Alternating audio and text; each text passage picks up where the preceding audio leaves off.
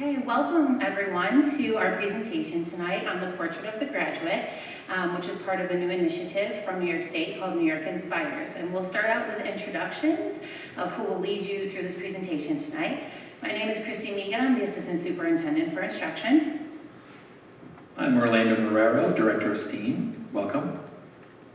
Hi everyone, I'm Kim Crystal, Director of Humanities. And we want to acknowledge and thank our superintendent, Dr. Johnson, for joining us tonight, as this is a very important initiative that is coming from New York State and will have, already has started to have an impact on our students, but will have an even greater impact as time moves on.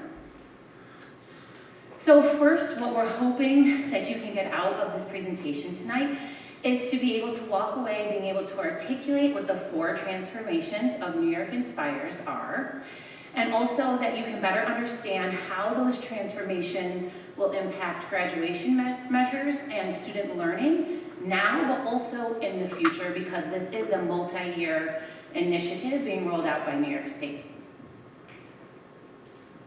So as I mentioned, the Portrait of the Graduate itself is part of a larger initiative called New York Inspires. And this is something that is actually multiple years in the works already from New York State. And they're calling it this, Inspires, because it is something that they're hoping is going to transform education in New York State and have learning, assessing, and how we prepare our students for post-secondary education really transform. And one of the important pieces that they've shared with us through the multiple layers, which I'll speak to in a moment, of putting this all together, is why this change? Why did they feel that this was the right moment in time to start this initiative and these transformations? And so first, they were analyzing the current system of graduation measures and requirements, and they felt that the current system doesn't really serve all students. That it certainly supports many students, but how do we best prepare all students for either college or career readiness, depending on the choices that students will make? Second, how can we better reflect readiness for the 21st century skills? I feel like 21st century is a term we've heard for a while now. We're in the 21st century, so it kind of almost seems antiquated, but we're also trying to think about what are the skills that students need in an ever-evolving and changing world, certainly with the implications of artificial intelligence and just the tools that are at the fingertips of students. How do we make sure that students are best prepared to meet the needs in the workforce and if they choose to go to a college or university after high school? Another area that they felt change would help is just the simplification and flexibility of a New York State graduation diploma. So right now, you can earn one of 3 diplomas in New York State, which is something that came from an initiative years ago. And so they are looking for simplifying to really one, and I'll talk about this more later, one New York State diploma, but more flexibility in how you meet the requirements of that diploma. And last, they shared that this was a requested change from the field and public. So New York State reflected on some of the feedback that they've been getting regarding Regents exams and assessments, and how is that really the best way to measure students? Is there alternative ways that we can have them reach the same level of critical thinking and readiness, but have it look a little bit different to better meet the needs of our students? So again, this is the information that we've gained from New York State. And before we continue with the slides, I do want to emphasize that this is a really ever-evolving initiative, and we are sharing the information that we have right now and trying to be really careful of what we shared, not to be something that we assume we are locked into. We continue to get updated information from the state on this, so we know that that's going to evolve and change as this gets rolled out. But again, this is the why that prompted New York State for this initiative. And this is how they got there. This is how they said, okay, so if we think we need change, what are the pieces and the processes that we want to go through to best meet this change that we see as a need? So it really started with a lot of research and feedback, and then moved towards 4 priority areas that came out of that research and feedback. And the feedback came from people across New York State, so not just educators, staff, people that are in the education department or profession, but they had put out a survey to families, and they had, I believe, over 1,000 responses statewide. It's probably even a larger number than that. So they did get some good information. And then they created a Blue Ribbon Commission on graduation measures. Excuse me. And you can see that they identified from the initial feedback and research 4 priority areas, and they used those priority areas to make 12 recommendations. We're not going to get into the nitty-gritty of those because that really led us to the 4 major transformations that are a part of this initiative. And we have, as a district, I believe it was a year or 2 ago, we sent out that Blue Ribbon Commission on Graduation Measures. It's a pretty lengthy document, but it is available on NYSED's, New York State Department of Education's website at any point for you to take a look at it. But all of that work together, excuse me, my voice is going, led to the 4 transformations, and this is going to be the big driver for our work moving forward. So, what are those 4 transformations? These are the important things to be thinking about. So I'll just give you a second to take a look at them, and I'll go over them briefly, and we'll get more in depth as we go through the presentation. So first is going to be to adopt a New York State Portrait of a Graduate. That's the first transformation. This is work that we have been reviewing over the past couple of years, and we've actually we saw the initial draft from New York State, and we did a lot of work in district to support aligning some of our thinking and practices to this document. And then this July, they released and adopted at the Board of Regents the Portrait of the Graduate. This is really important, and we'll speak more to it because this is what's going to drive all of the work that's going to come. That's the first transformation. The second transformation is to redefine credits and learning experiences. So right now we require 22 credits. New York State requires 22 credits to a New York State, one of the 3 New York State diplomas, and they have certain courses that you have to take, and so it's prescribed.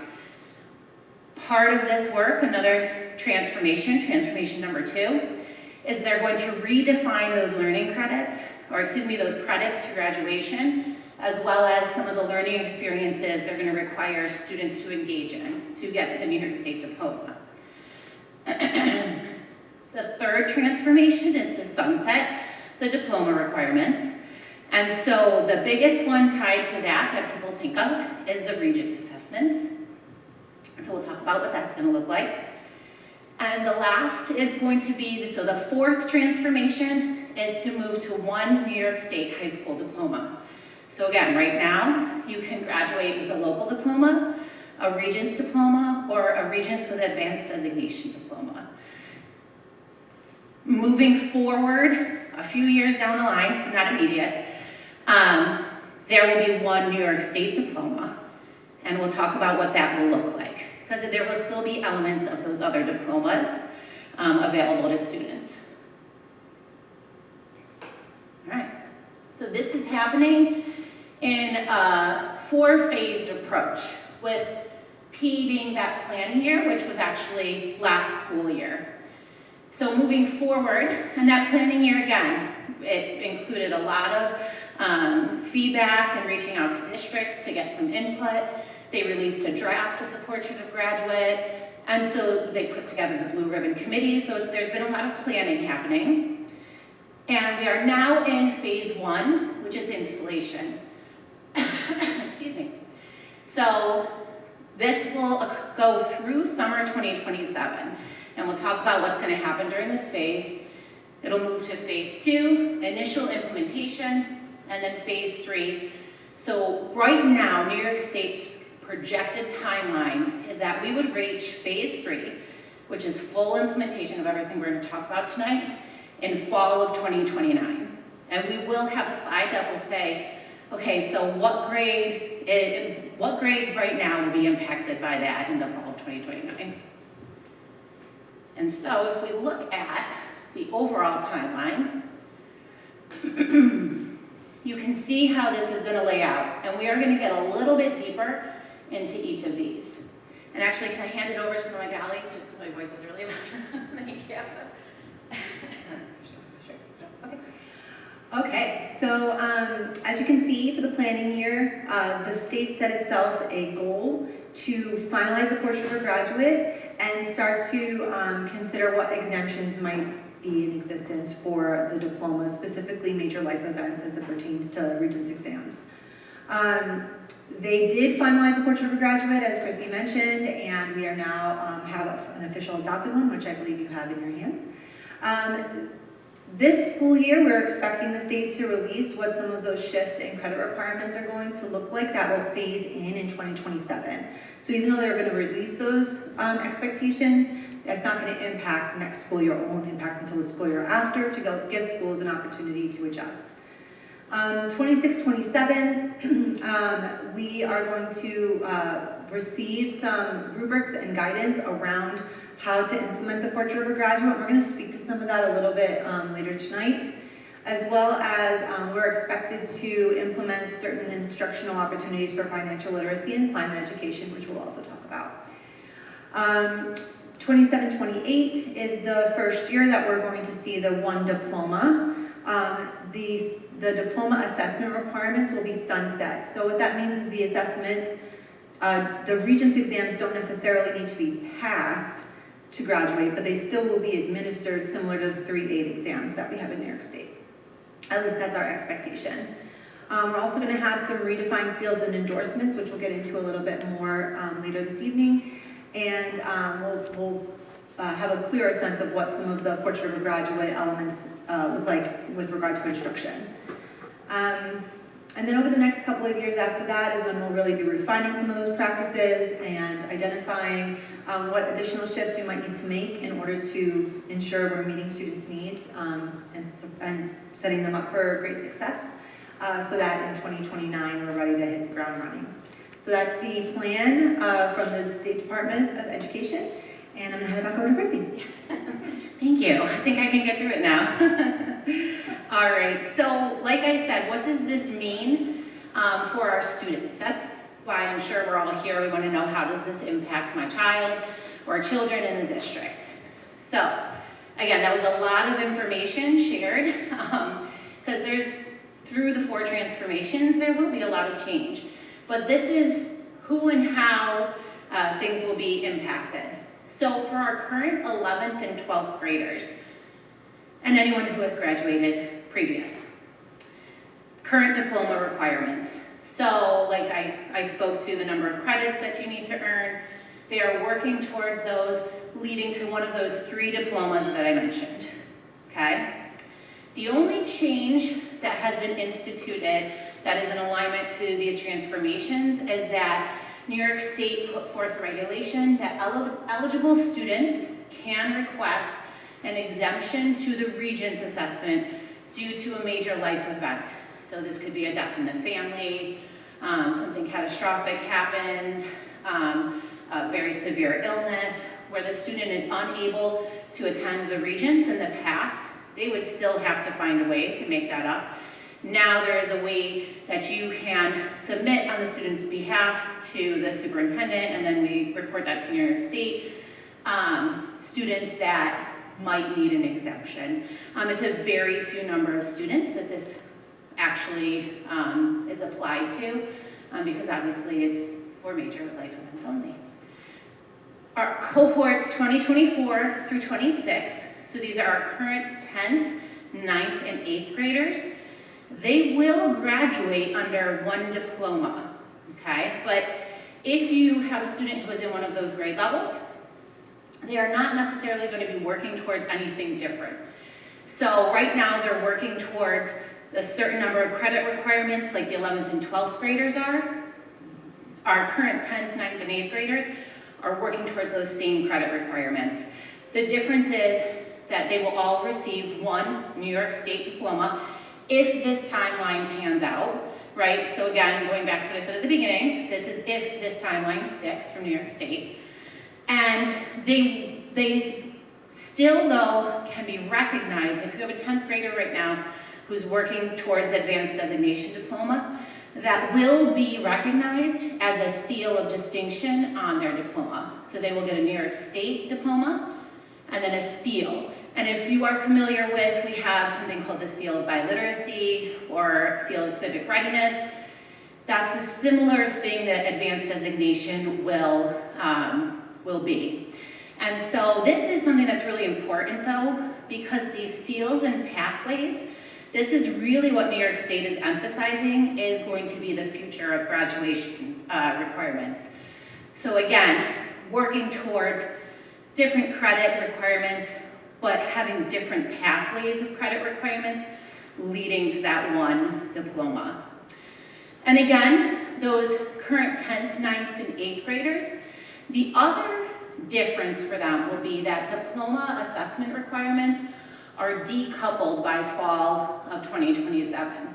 You're like, well, that's pretty soon, right? And so the assessment requirements are obviously tied to the regents, but again, two things on this. First off, even through this entire transformation, so right through 2029 and beyond, regents assessments will still be given. They are expected to be taken. They just won't necessarily be a requirement to get your diploma. So you can equate that to the New York State Math, ELA, and Science 3-8 assessments, which we are required to give, students are required to take. But for example, if you have a student in 7th grade who earns a 1 or a 2, so doesn't meet proficiency on that assessment, they don't, fail 7th grade, they continue to move on to the next grade because it's more of a measurement of the general district curriculum, how are things going. It's a kind of a bigger assessment, a touch point of, are the students getting what they need? So those are not going away. So again, if you have a student in 10th, 9th, or 8th grade, they still should be working towards the regents. Even though they're going to be decoupled, what we're going to need to work on is, if they're decoupled, what's the alternative to that assessment? And that's what we'll talk about a little bit later in the presentation. If you are a current 7th or 6th grader, I know we have one here, the change will be for you similar to what we have our 2024 through 26 cohorts. One diploma. There will be redefined seals and endorsements, including advanced designation. So you could still graduate with the New York State diploma with a seal of advanced designation. Again, they say, will sunset diploma assessment requirements, which I think is about the same as being decoupled, but that's the way that they phrased it. But these are the cohorts that, again, if the timeline plays out, they will have new credit requirements in place. And we'll talk about the 2 credit requirements that we know about, and then we anticipate more will be rolled out. And then any cohorts, so your 5th graders and younger, they're gonna have the full transformation on this timeline. One diploma, decoupled regents assessments, and then the last piece is a statewide student transcript. Right now, the transcripts are based on the district, and we will move to every district in New York State will have the same transcript.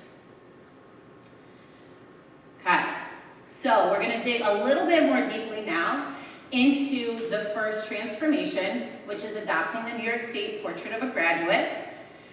As I mentioned, this has already been adopted by New York State. When you came in today, you were able to pick a copy of this up. It's available on the New York State Department of Education website for anyone to take a look at. And as I mentioned earlier, they did release a draft, which we aligned much of our work over the past couple years towards, and we actually created a West Irondequoit version of that. But when they finalized the portrait of the graduate, we decided to adopt this because it is going to be, like I said, the driver for diploma requirements, for how credits are defined, how we assess students. This is going to be the document that we need to rely on as a district. And so when we talk about what are the highlights of that document, you have one to take with you so that you can read it at more depth. But there's 6 major attributes that are outlined. And so this document is saying that these are the 6 characteristics that we want every New York State graduate to leave high school with. Academically prepared, being a creative innovator, a critical thinker, an effective communicator, a global citizen, and reflective and future focused. Okay. And with the purpose of those being to prepare the whole graduate for real world skills, enhanced critical thinking and problem solving, flexibility and creativity, improved student engagement and motivation, and an increased understanding of how different subjects relate to each other. And what you might feel from this document is that it's not necessarily called out that we want each graduate to have 4 credits of ELA, 4 credits of science, or excuse me, math, 2 of science, 3, that's how we kind of define graduation requirements right now and how we have for the recent past. This really shifts to how do you prepare the whole student to be able to leave high school and be able to access whatever it is they want to access next. And so it's a focus on those, honestly, some of those soft skills that we know are so important. We recently had 2 different teachers move through a teacher leader internship with the Department of Labor, the New York State Department of Labor. And they brought back great feedback around what employers are looking for whether you're graduating right from high school and going into the workforce or going to a 2 or 4 year college or university and going into the workforce. And the slide on the right here really describes what those employers are looking for and that they're feeling, they're currently seeing a lack of in some of the students that are entering the workforce. And so this presents an opportunity for us to think about how we can make sure that those are valued and supported in our students so that they are best prepared. So, it's a lot of information, and that's, again, just the first transformation. And so what does this look like in West Irondequoit? How have we been utilizing the portrait of the graduate? We have been analyzing it, studying it, looking at some of the research behind it in faculty and in our cabinet meetings. So these are professional development and learning opportunities for our teachers. As I said, we developed our own draft based on their draft, but now have adopted the most recent version. We've used it to audit our courses as they are right now, knowing that we're likely going to want to look at the creation of new and different courses moving forward. We've also utilized the portrait of the graduate in our curriculum writing to make sure that we are emphasizing the skills that are emphasized in the document. And hopefully, before tonight or before you're watching this video, you have heard about the portrait of the graduate and New York Inspires through some of our newsletters and communication that we've sent out. We've had some Board of Education presentations, and of course tonight we're sharing it with you. And another area where we've really dove into aligning our work towards the portrait of the graduate is equitable grading practices. And I'm going to turn it over to my colleagues.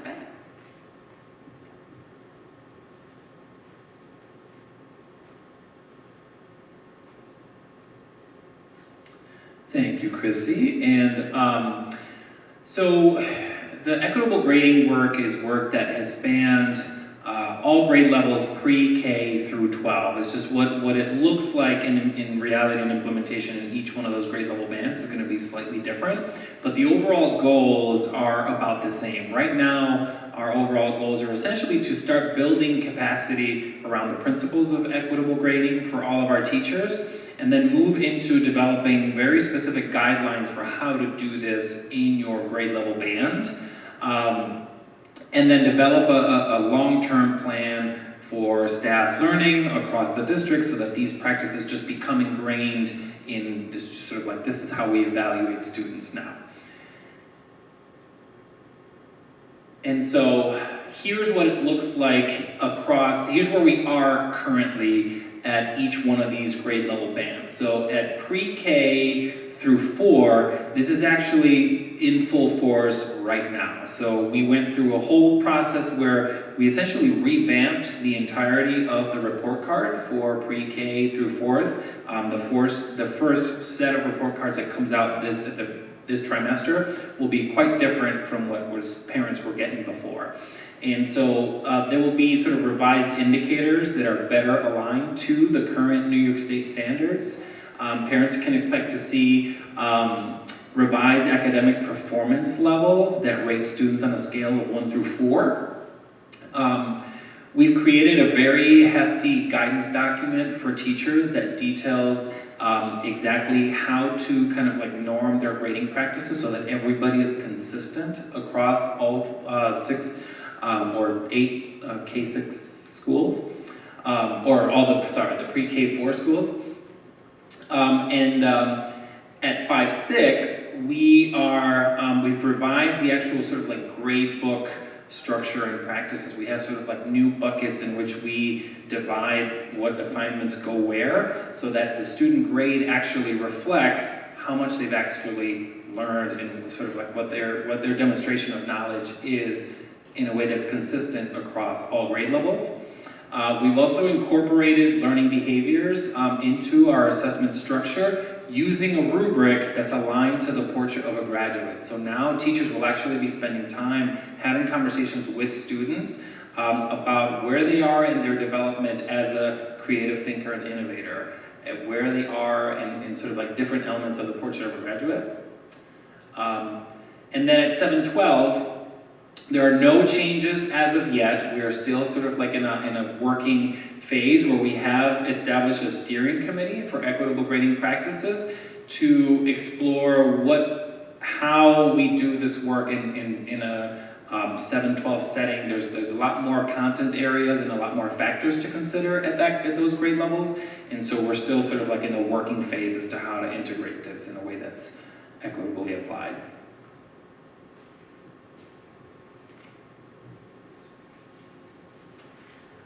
So, when we're talking about learning behaviors as connected to the portrait of a graduate, what we really mean is helping students and their families understand what exactly are those skills, what do they look like within the context of a learning experience in the classroom, and then giving them an opportunity to goal set, figure out what it is they want to see themselves grow in during the course of the school year.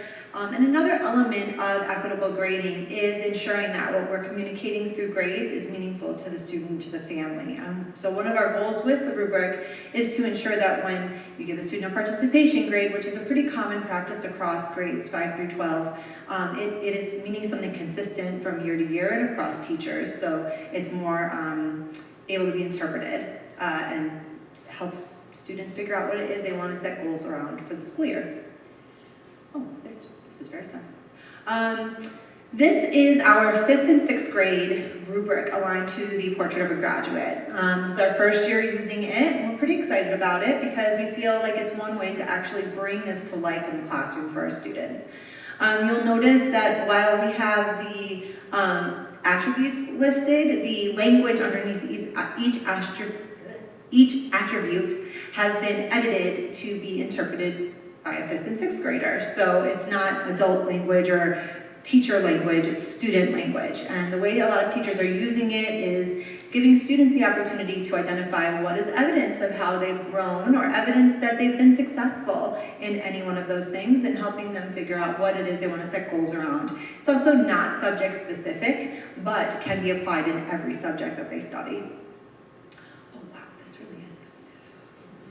And just going back to the portrait of a graduate behaviors rubric, so as far as some examples of what this could be, so one thing you might work on in 5th grade is obvious as a group project, right? It might be to do a presentation to the class And obviously, a heavy portion of what is graded is the content, right? Did you learn what we were hoping you learned in alignment to the state standards through the curriculum? But with the shift of the Portrait of the Graduate, we also want to be able to provide students feedback and to value the fact that they're getting up and presenting, that they're collaborating and communicating effectively with each other in that group. We know that these skills are really important for the future, for the world that we live in now, but also down the road. And so this affords us that opportunity to provide feedback. And teachers are doing this now, right? They have group projects, they have presentations, they have multiple modalities of student demonstrating their thinking and learning. But what we don't have right now, or we didn't have before this, was a way to norm that feedback to students, and again, really emphasize the value of these are those skills that you're gonna need now when you're in 5th grade, all the way through K and beyond, and obviously before that as well. So that is the first transformation. Like we said, that one is in full force. The Portrait of the Graduate is out there. We're starting to align our work towards it. The next transformation on the horizon, which is really getting up and running this year, is redefining those credits. So what will it actually look like when we have a different way of measuring and achieving a diploma in New York State? So the information that we do have right now is that the diploma requirements will be organized by those components of the Portrait of the Graduate. So if we go back here, the global citizen, academically prepared, that is how graduation requirements will be organized. Right now, it's really by content area, right? So ELA, math, science. In the future, organized by these components. The credits that we know are absolutely coming are CTE, which is Career and Technical Education, and Financial Literacy.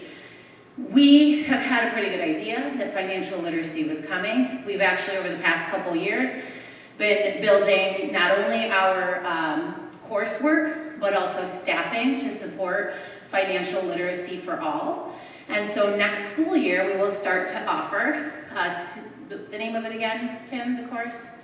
Career and Financial Management. Financial literacy, very simple.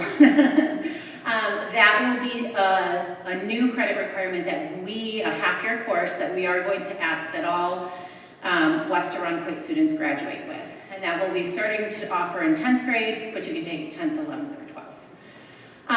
And then the last way that credits are going to be redefined is to expand ways for students to show their proficiency. And this is those pathways and seals that we've been talking about. So what could this look like? Again, it will be less about the specific courses. Those will all still be in play, right? ELA 10, 11, algebra, those will all be courses that still exist and are very important. But New York State would really like everyone to expand those learning experiences. So these are just some examples of the ways that credit requirements and courses that are available to count towards those requirements, how they can look. So you can take a look at those. We have our high school courses, NYSED approved CTE programs, SEALs and credentials, work-based and service learning experiences. So New York State is really asking us to expand our thinking as to what could count as a credit towards one of those components under the Portrait of the Graduate. So this is another slide that New York State released that I think helps to model what their thinking is as far as the different pathways towards one credit. So if you look in the middle, we know that one of the components of Portrait of a Graduate is that New York State graduates are effective communicators. So that will be one of the requirements students will work towards on their diploma. The student on your left needed 3 credits, right, to earn towards that component. And he earned it through completing the Seal of Biliteracy, successfully completing a locally developed capstone project, demonstrating how he's an effective communicator, and successfully completed an English composition course. So again, a course that we're familiar with, but 2 alternative ways to earn towards that component. And then the student on your right earned the same credit, but earned it through a different pathway. She engaged in a digital media communications program. She passed the state exam in English language arts, so meaning she passed the Regents. So one way to demonstrate her learning and knowledge, and completed a summer internship for the community newspaper. So this slide to me has been the best glimpse into what it could look like moving forward. Again, knowing that we're operating on some of the information that we have from New York State, and knowing that more is to come. But this will be the feel of the new graduation requirements. Multiple pathways leading to 1 credit and 1 requirement for your New York State diploma. Okay, so again, what does it look like now in West Arundequite? And for that, I'm gonna hand it over to First Orlando. Yeah, so one of the realizations, one of the ways to think of it is that now a lot of our coursework and seals and credentials are working in service of helping our students meet those portrait of a graduate requirements. And so, for example, we're already doing work to start to provide those opportunities for our students in our district. And so here are a few things that are already in play. I can tell you from the STEAM side of the world, we've put in an application, for example, for expanding our CTE pathways. So our students, hopefully, if approved, will be able to obtain CTE credentials through auto and tech. And so that might be one way in which our students would say meet the creative innovator requirement, for example. We have also been approved this school year to be our first year of implementation of the individual arts assessment pathway, and so that could potentially sort of lead to sort of like I don't know, reflective and future focused or something to that effect. We also are working towards sort of like a more consistent implementation of climate education, which is going to be a requirement. We don't have full information about what that is supposed to look like right now, but think of that as potentially a student meeting a requirement towards global citizenship, for example. And so those are a few different ways in which we're doing it in the STEAM world. I'm going to pass it over to Kim for some humanities. So as Chrissy mentioned, we've already implemented a revised version of our financial literacy course, which we'll be rolling out as a graduation requirement. This course is really, it is basic, essential knowledge that I know almost every adult I talk to says they wish that they got that kind of instruction when they were in high school. I know I feel that way, where students learn how to manage themselves financially and what are the kinds of ways they need to be thinking about investing and earnings and on saving and all of those important skills. So definitely aligning to so many different components, academically literate, future ready, all of those things. We have a new course this year that we're running called Real World Communications, which is one of our English courses for senior credit. And that class is all around how do you build a cover letter? What does it look like to have an effective resume? Why do you need to be aware of your social media footprint? Things like that. And then also, how do you know what is the right job for you? And what is the research you need to do? Questions you need to ask, that kind of stuff. And then we've had for a few years now both the Seal of Biliteracy and the Seal of Civic Readiness. We've been approved, so we've had students graduating with those seals. We'll continue to offer those and are excited to see ways that we can bolster those experiences for our students. And we're also going to talk about some of the ways that these shifts are impacting our core classes, and that's going to be talking about what's called the New York State Plan Pilot. So we are one of 18 districts in the state, one of 2 in the county, to be a part of the New York State Plan Pilot. The plan stands for Project-Based Learning and Assessment Network. And we are really excited to be a part of this program. We started last year with our global, ninth grade global course, and we were really inspired by the results we saw. So the basic premise here is that in addition to preparing students for your traditional assessments, which in some ways is kind of like base level skills, what are ways that we can bring more authentic, meaningful, real-world connected learning experiences and assessments into these courses that support the portrait of a graduate, whether it be through collaboration, presentations, research, writing, speaking, all of those really important skills that we know are super valuable for our students as they go into the world life after high school. What we found was that we had redone 2 units last year of study, the last unit of the course being one of them, where we did a full-blown project-based unit, and the students put together really, they did a lot of research, they put together projects and presentations, and there was less emphasis on that kind of like review of the entire course before the final exam, which was still a Regents-style final exam. What we saw was that the average score of our 9th graders went up by almost 20%. Percentage points, and that's including our ICT sections, our English language learners, everybody, right? These are not our advanced classes, these are our Regents level classes. So the idea of project-based learning and performance-based learning and all the acronyms that go along with that is to increase rigor, increase students' opportunities to show what they can do to face challenge and to rise to it. And we know through research that the more expectations we are holding students to and the supports that we're giving them to get there motivates kids and makes them want to learn more, makes them more curious. And that's really what this planned pilot is about.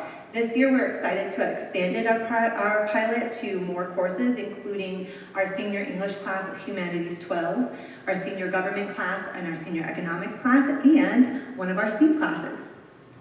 Biology has started the work this year, and the way we've approached it is our instructional approach has focused on students at the very beginning of a unit of study being presented with a sort of like a complex phenomenon or real world scenario that by the end of the unit they need to have figured out either how to solve that problem or how to explain what's happening. For example, our first unit of study is focused around this marathon runner who kind of like didn't make it to the finish line, the collapse, and sort of throughout the entirety of the unit they keep going back to that scenario.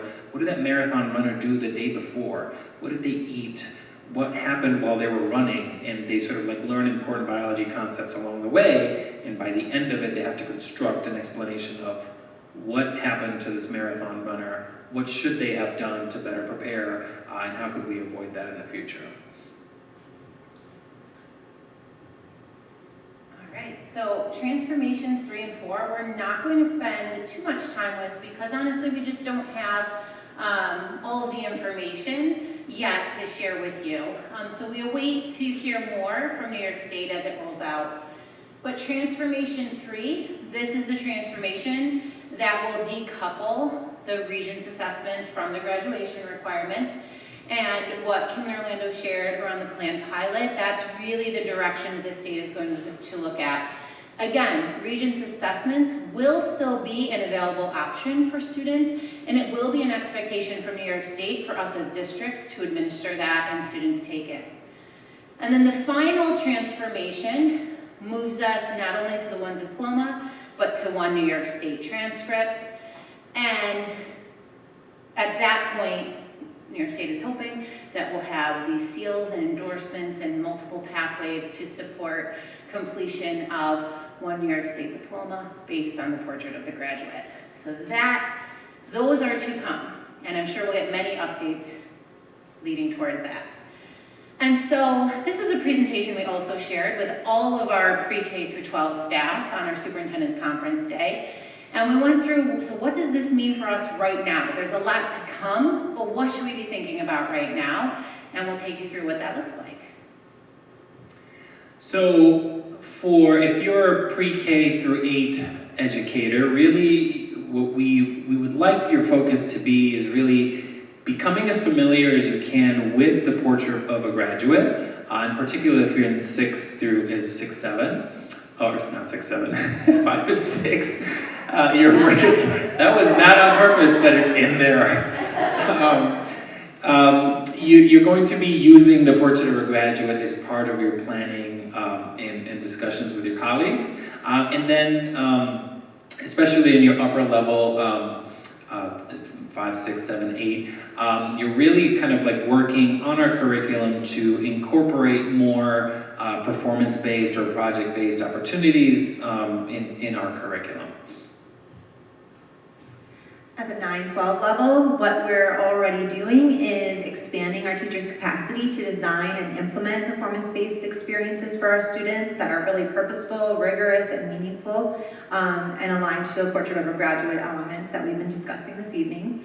We're excited to be a part of the pilot because we have regular meetings with our liaison to New York State Ed, as well as sometimes New York State Ed representatives themselves. They seek feedback from our teachers and educators and from our project leads to help inform what, for example, the Portrait of a Graduate rubrics might look like that come from the state and other guidance that's provided. So, you know, if you ever get an email, we'd love your feedback. Please make sure to provide because we'll pass that along to the state. And this is an opportunity to, you know, have a hand in shaping what this looks like. So we're really excited about this work. And finally, what does it mean for our families of West Arundequoit? And so the first couple steps you're engaging in already, which is just to familiarize yourself with the Portrait of the Graduate document. Feel free to share it with your children. Again, this is not a West Arundequoit only initiative. This is across the entire state. So if they have friends in other districts, eventually they'll all be speaking a similar language because this is something that all districts will focus on. Stay informed through those district communications. Listen, I'm a parent myself. There's a lot of communications that roll in. And so sometimes it's like a quick read and you're like, I don't really have time for it. But if now you know some of those important words, Portrait of the Graduate, New York Inspires, you see that, maybe you can take a second to read through because we will try to keep everybody as updated as possible as we learn more. And you can just take note of what is happening for your student. Again, this is a pre-K through 12 initiative, so we're hoping that over the next few years, you see more of the already great things that our teachers do with students. So more engagement in project-based learning, lots focused on communication, collaboration, critical thinking, and so you can just kind of take note of that through the experiences that your children are having. And we'll leave you with a couple thoughts. First, we've been sharing a lot of here's what we think is coming, here's the information we have now, but the New York State Department of Education has said that they will be coming forth with regulatory amendments. So we are governed by the New York State Department of Education regulations, and these are all of the regulations that Portrait of Graduate and New York Inspires will impact and we will have updates on. So this will be something that is, you know, black and white in writing that we will have regulations to follow. So that will be forthcoming. And if you just would love to learn even more, this is, you can use the QR code for presentations from across the state, presentations from NYSED, as well as informational flyers. You grabbed one of those tonight when you came in. And so there is a lot of information out there if you want to learn more. And so with that, we'll leave you with our emails. Please reach out if you have any questions. And we're very appreciative of you coming tonight to help us to start to spread the word and inform everyone on New York Inspires. So thank you, everyone.